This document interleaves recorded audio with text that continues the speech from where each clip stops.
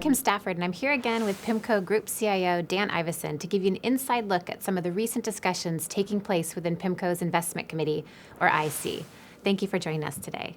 Thanks, Kim.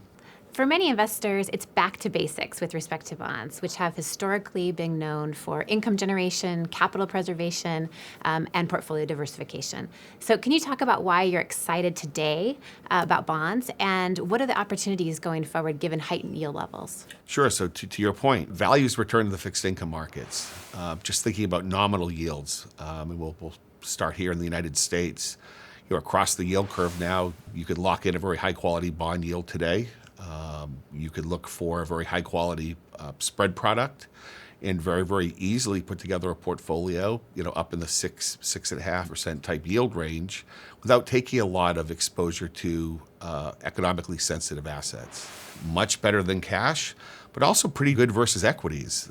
So those that have been in cash looking for incremental return, fixed income's looking quite attractive. So we do think it should be a call to action, these higher yield levels. On the flip side, if you're concerned about inflation, you can look at various inflation-protected securities and generate an inflation-adjusted return or a real yield of greater than 1.5%, even in some cases close to 2%. In fact, we haven't been back to those real yield levels since, really the years leading up to the global financial crisis. So plenty of opportunity today, as you mentioned, but also still sources of volatility happening in financial markets. So maybe you can discuss the potential sources of volatility that you've been discussing and how PIMCO, as an active manager, is very well prepared to navigate this volatility.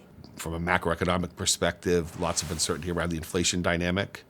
We and other forecasters are of the mindset that inflation will trend lower but remain frustratingly high. We do think this will be a theme in 2023 as investors you begin to further appreciate the potential trade-offs between central banks getting inflation back down towards target and the inevitable weakness that's going to cause on the economic front.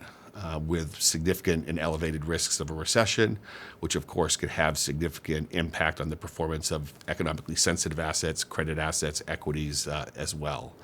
And then plenty of uncertainty from a geopolitical perspective, significant uncertainty about politics, both global politics, national politics. And then last but not least, just relates to market structure. There's less transactional liquidity than there's been in the past.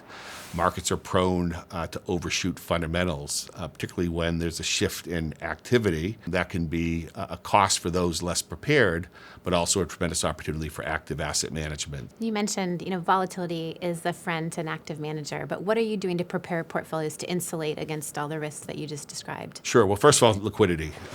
With good liquidity comes investment flexibility.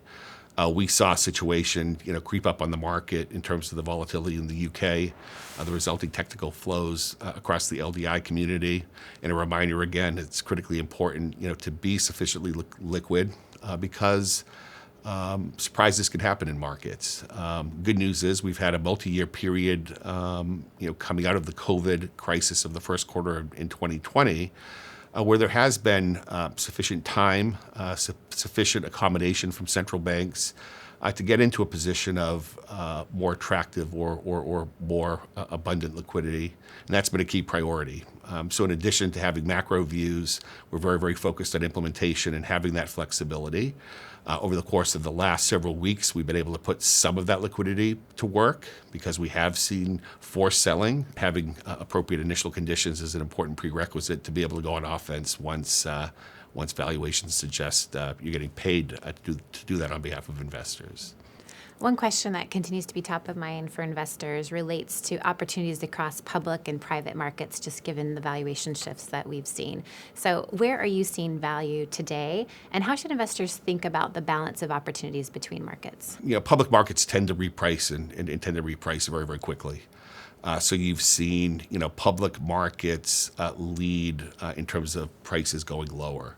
And that's true of a fixed income instrument. It's true of other permanent capital type vehicles that trade on exchanges.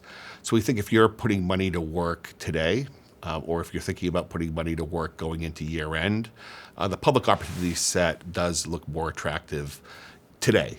But there's been a big stock of private issuance over the last decade or so. These markets have grown, and they've grown significantly.